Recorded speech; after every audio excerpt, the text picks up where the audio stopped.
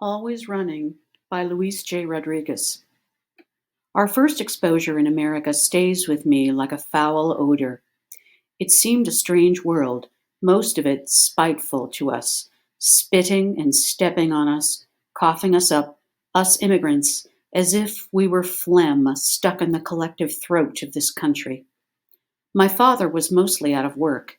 When he did have a job, it was in construction, in factories such as Sinclair Paints or Standard Brands dog food, or pushing doorbells, selling insurance, Bibles, or pots and pans.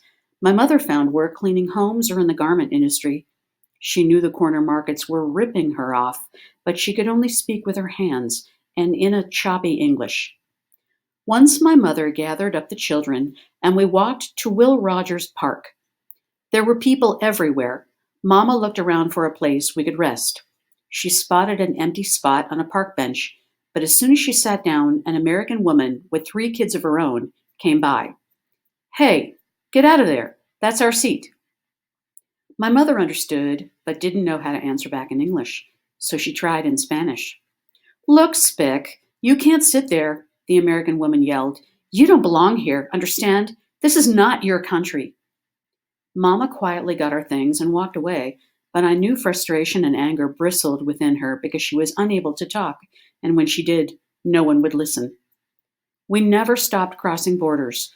The Rio Grande, or Rio Bravo, which is what the Mexicans call it, giving the name a power Rio Grande just doesn't have, was only the first of countless barriers set in our path.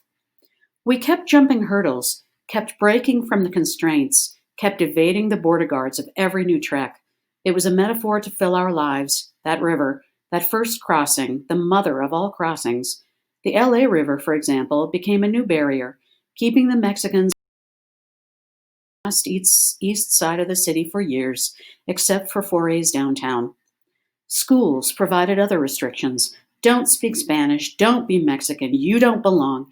Railroad tracks divided us from communities where white people lived, such as Southgate and Linwood across from Watts.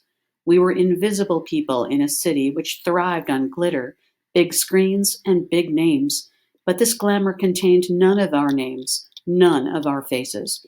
The refrain, "This is not your country,"